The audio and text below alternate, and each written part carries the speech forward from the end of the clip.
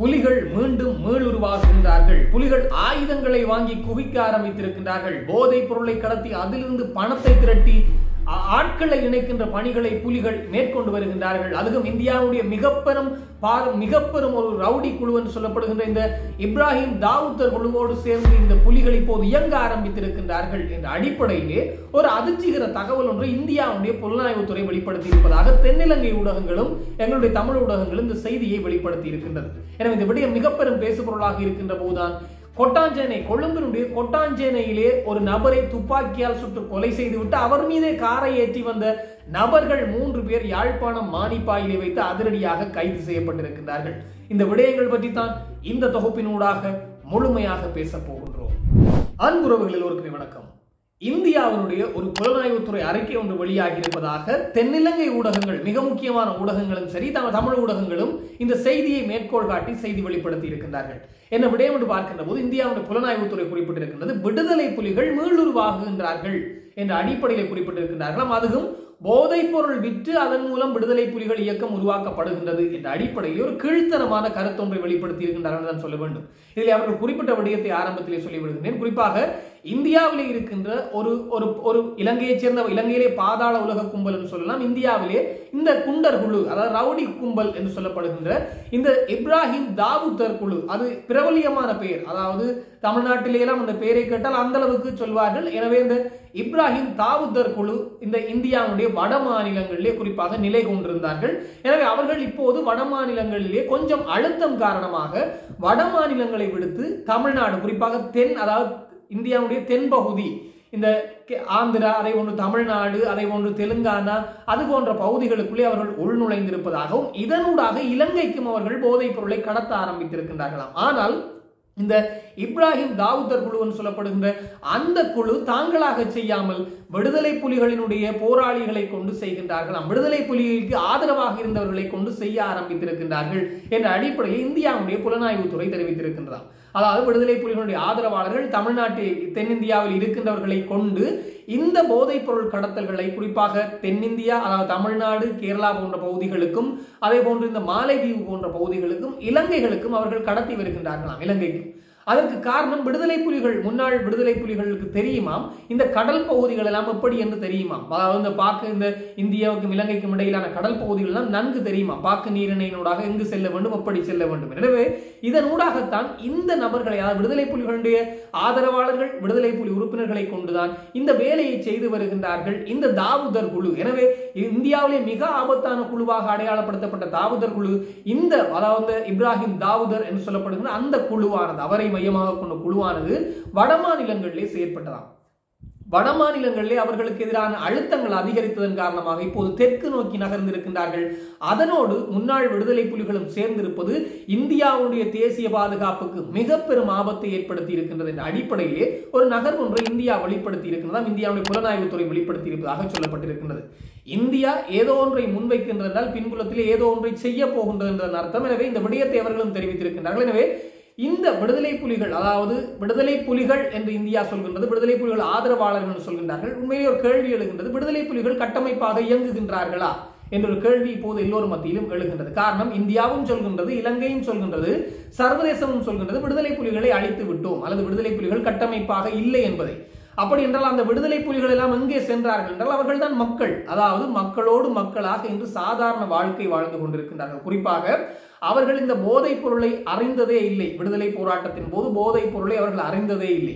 அதோடு மதுபானம் என்றால் அவர்களுக்கு என்னவென்று தெரியாது, புகைத்தல் என்றால் என்னவென்று தெரியாது.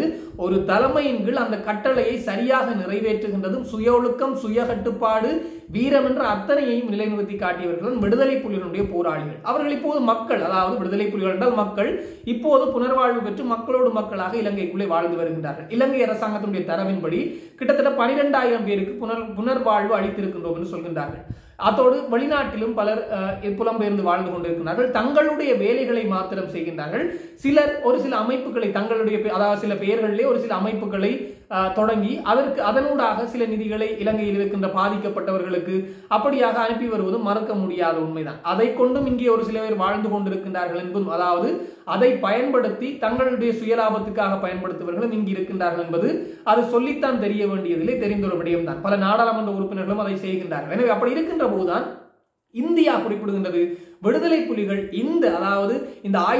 இந்த போதைப் பொருள் கடத்தலினூடாக பணம் சம்பாதிக்கின்றார்களாம். அவர்கள் பணம் இல்லாமல் இருந்தவர்கள் இப்போ இந்த தாவூதர் குழுவோடு சேர்ந்து பணம் சம்பாதிக்கின்றார்கள். இதிலிருந்து வருகின்ற பணத்தை இந்த வெளிநாட்டிலே இயங்குகின்ற விடுதலை புலிகள் அமைப்புக்கு அனுப்பி வைக்கின்றார்களாம். கனடா, பிரான்ஸ் போன்ற நாடுகளுக்கு அனுப்பி வைக்கின்றார்களாம்.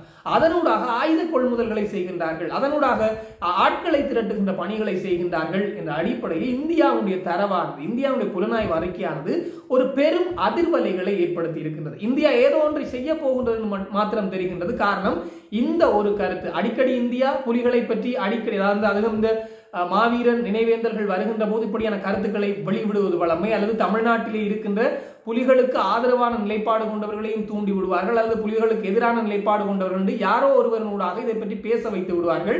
மீண்டும் இப்போது இந்த மாதம், அதாவது மாவீரர் மாதம் அல்லது மாவீரர்களுக்கு எல்லோரும் நினைவஞ்சலி செலுத்துகின்ற மாதம். எனவே அப்படி இருக்கின்ற போது மீண்டும் புலி புரளியை கிளப்பி விட்டிருக்கிறார்கள். அது ஒரு மிக மோசமான கருத்தை முன்வைத்திருக்கிறார்கள். புலிகள் இந்த தாவூதர் குழுவோடு சேர்ந்து போதைப் பொருளை கடத்துகின்றார்கள் என்று. எனவே அதான் ஒரு கேள்வி, புலிகள் கட்டமைப்பாக எங்கே இயங்குகின்றார்கள்? காரணம், புலிகளுடைய தலைமை இருந்தால் கட்டமைப்பு இருக்கும். தலைமை என்பதை இலங்கையும் சொல்கிறது, இந்தியாவும் சொல்கிறது, தலைமை இல்லை என்று. அப்படி என்றால் புலிகள் கட்டமைப்பு எங்கே, புலிகள் எங்கே என்று கேட்டால் அவர்கள் நாம் இப்போது மக்களோடு மக்களாக, அதுவும் அவருடைய வாழ்க்கை மிக மிக கடினமானதாக இருக்கிறது. குறிப்பாக 2 கால்களுமே இல்லை, ஆனால் அவர் எப்படியோ அது கால்களும் இல்லாத சந்தர்ப்பம் கைகளை ஊண்டி நடந்து சென்று வீச்சு வலையையும் தூக்கி கொண்டு கடலிலே மீன் வீசுகின்றதையும் நாங்கள் நேராகவே பார்த்து கொண்டிருக்கிறோம். அதோடு ஒரு கை இல்லை, ஆனால் அவர் அங்கே ஆட்டோ ஓடுகின்ற சம்பவங்களும் இடம்பெற்றுக் கொண்டிருக்கிறது. எனவே கடின உழைப்பாளிகளாக உழைத்து வாழுகின்றார்கள். புனர்வாழ்வு அளிக்கப்பட்ட பின்னர் உழைத்து வாழ்கின்றார்கள் என்பதுதான் மிக முக்கியமான விடயம், முன்னாள் போராளிகள். ஆனால் இங்கே குறிப்பிடப்பட்டிருக்கிற விடயம், தாவூதர் குழு, இந்த இப்ராஹிம் தாவூதர் குழுவோடு சேர்ந்து போதைப் பொருளை கடத்துகின்றார்கள் என்ற ஒரு மிக பெரும் அதிர்வலையை ஏற்படுத்தி இருக்கின்றார்கள். உண்மையிலே தமிழ்நாட்டிலிருந்து போதைப் பொருள், குறிப்பாக இந்தியாவிலிருந்து போதைப் பொருள் இலங்கைக்குள்ளே வருகின்றது என்பது உண்மையான விடயம், மறுக்க முடியாத விடயம். எனவே இப்போது இந்த அரசாங்கம் போதைப் பொருளை முடிவு கட்ட வேண்டும் என்று தேடி தேடி பிடிக்கின்ற போதைப் பொருட்கள் எல்லாம் இந்தியாவிலிருந்து இலங்கைக்குள்ளே வருவதுதான். குறிப்பாக வடக்கிலும் இருக்கின்ற பல தமிழர்கள், அதாவது பலர் என்று சொல்வதை விட ஒரு சிலர் இந்த போதைப் பொருளை இந்தியாவிலிருந்து இலங்கைக்குள்ளே கொண்டு வருகின்ற வேலையை செய்து கொண்டுதான் இருக்கின்றார்கள். அதுக்கும் மறுக்க முடியாத விடயம். ஆனால் புலிகள் தான் அதை செய்கின்றார்கள் என்று புலிகள் மீது ஏன் இந்த பழியை தூக்கி இந்த இந்திய புலனாய்வுத்துறை போடுகின்றது என்ற ஒரு கேள்வி இப்போது பலராலும் எழுப்பப்படுகின்றது.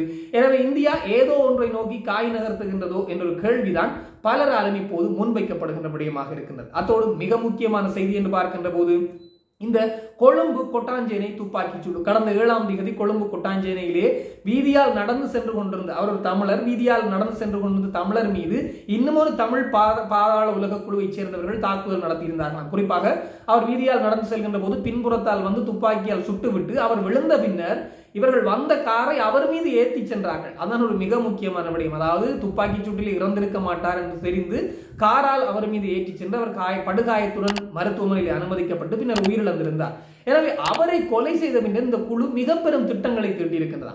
அந்த காரை கொண்டு சென்று கொழும்பில் ஒரு இடத்திலே விட்டு அதன் பின்னர் யாழ்ப்பாணம் நோக்கி பயணித்திருக்கிறார்கள். ஒரு வாடகை காரம் இல்லை, யாழ்ப்பாணத்திற்கு வந்தவர்கள் யாழ்ப்பாணத்திலே மானிப்பாய் பகுதிக்கு வந்து அந்த வாடகை காரை இந்த வாகனம் பழுது பார்க்கும் கடையில் ஒன்றிலே விட்டு இவர்கள் தலைமுறைவாகி இருக்கின்றார்கள். எனவே இதை அறிந்த போலீசார் விசாரணைகளை மேற்கொள்கின்ற போதுதான் அந்த வாடகை கார் உரிமையாளர்களை தேடி சென்றிருக்கிறார்கள் கொழும்புக்கு. அங்கே சென்று விசாரித்த போது அந்த காரிலே பொருத்தப்பட்டிருந்த GPS கருவியினூடாக அந்த கார் யாழ்ப்பாணம் மானிப்பாய் பகுதியிலே நிற்பதாக சொல்லப்பட்டிருக்கிறது. இதற்கிணங்க யாழ்ப்பாணத்தினுடைய குற்றத்தடுப்பு விசாரணை பிரிவுக்கு அவர்கள் தகவல் கொடுத்து இங்கிருந்து மானிப்பாய்க்கு சென்ற போது அது ஒரு வாகனம் பழுது பார்க்கும் கடையிலே இருந்திருக்கின்றது. உடனடியாக அவரிடம் நடத்தப்பட்ட விசாரணைகளிலே வாகனம் பழுது பார்க்கும் கடையினுடைய உரிமையாளர் கைது செய்யப்பட்டார் என்பதை விட விசாரணைக்கு அழைக்கப்பட்டிருந்தார்.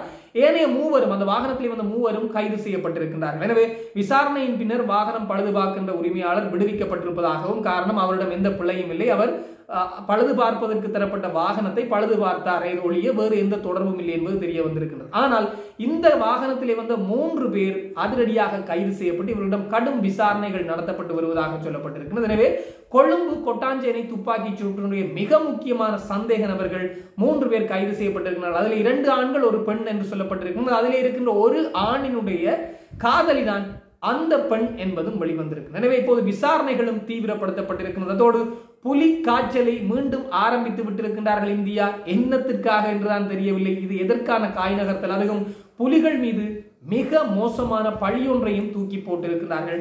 பொறுத்திருந்து பார்ப்போம் இது ஏன் எதற்காக என்பதை. இது தொடர்பாக இன்னும் பல தகவல்கள் வருகின்ற போது உடனுக்குடன் தெரியப்படுத்த நானும் தயாராக இருக்கிறேன். அதுக்கு முதல் மிஸ்டர் ஈழத்தமிழன் எனது யூடியூப் சேனலுக்கு நிறைய பேர் உங்களுடைய ஆதரவுகளை தந்து கொண்டிருக்கிறீர்கள். எல்லோருக்குமே என்னுடைய மனமார்ந்த நன்றிகள். இந்த காணொலிக்கு நீங்களும் புதுசாக வந்திருந்தால் நீங்களும் இந்த சேனலை சப்ஸ்கிரைப் பண்ணுங்க, லைக் பண்ணுங்க, கமெண்ட்ஸ் பண்ணுங்க. இந்த காணொலி பிடிச்சிருந்தால் உறவினர்கள் நண்பர்களுடன் பகிர்ந்து கொண்டீங்க என்றால் எனக்கும் ஒரு ஆதரவாக இருக்கும். தொடர்ச்சியாக காணொலிகளை செய்வதற்கு இன்னும் ஒரு தொகுப்போடு சந்திக்கலாம். உங்களிடம் விடைபெறும் நான் என்றும் உங்கள் அன்பின் ஈழன். வணக்கம்.